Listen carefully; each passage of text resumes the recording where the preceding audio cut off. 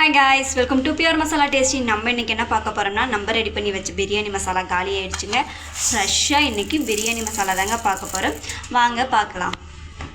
பிரியாணி நல்லா வரணும்னா rice, meet எல்லாமே இம்பார்ட்டன்ட் தாங்க. ஆனால் இந்த மசாலா தான் ஹீரோ. இது கொஞ்சம் தப்பு பண்ணாலும் டோட்டலாக பிரியாணியோட டேஸ்ட்டே வேறு மாதிரி போயிடும். அதனால் அதில் ஆட் பண்ணுற மசால் பொடியும் ரொம்ப ரொம்ப முக்கியங்க. இன்றைக்கி நான் சொல்ல போகிறது ஒரு பர்ஃபெக்டான பிரியாணி மசாலா பொடிங்க. கண்டிப்பாக இதை பாருங்கள். பிரியாணி நல்லா வரலைன்னா மோஸ்ட்லி எல்லோரும் ப்ளேம் பண்ணுற ஒரு விஷயம் பார்த்திங்கன்னா ரைஸ்.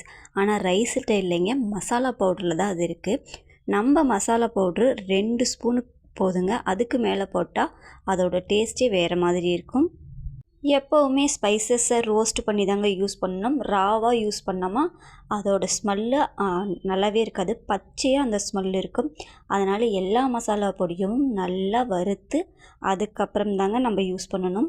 நம்ம தேர்ந்தெடுக்கிற ரா மெட்டீரியல்ஸ், அதாவது கொத்தமல்லி, வரமிளகாய், இந்த மாதிரி மசாலா பொருட்களை புதுசாக வாங்கி யூஸ் பண்ணுங்கள்.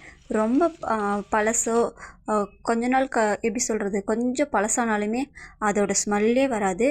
மசாலா பொடிக்கு ரொம்ப ரொம்ப முக்கியம் அதோட ஸ்மெல்லு தான். ஸோ புது ரா மெட்டீரியல்ஸாக வாங்கி நம்ம யூஸ் பண்ணோமா நம்மளுடைய மசாலா பொடி இன்னுமே டேஸ்ட்டு சூப்பராக இருக்குங்க.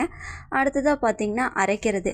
நான் மோஸ்ட்லி சொல்லியிருக்கேன், அரைக்கிறது ரொம்ப ரொம்ப முக்கியம். நம்மளுடைய மசாலா பொடிக்கு முன்னாடி என்ன மசால் பொடி அரைக்கிறாங்களோ நம்மளுடைய மசால் பொடியும் அதே வாசம் தான் வரும். அதனால் கண்டிப்பாக மசால் பொடி அரைக்கிறவங்ககிட்ட ஆல்ரெடி என்ன மசால் பொடி அரைச்சாங்கன்றதை கேட்டுட்டு அரைச்சிக்கோங்க. மேபி அவங்க மிளகாய்த்தூள் அரைச்சிருந்தா தாராளமாக அரைச்சிக்கோங்க, எந்த பிரச்சனையும் இல்லை.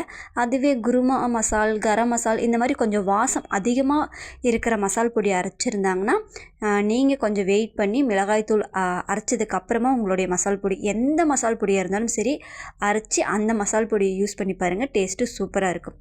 நம்ம பிரியாணி மசால் பொடியை இப்போ ரெடி பண்ணிட்டோம். Thank you guys, thank you so much. இவ்வளோ நேரம் நம்ம வீடியோ பார்த்த உங்கள் எல்லாத்துக்கும் ரொம்ப ரொம்ப நன்றி. மறக்காமல் நம்ம சேனலை சப்ஸ்கிரைப் பண்ணிவிடுங்க.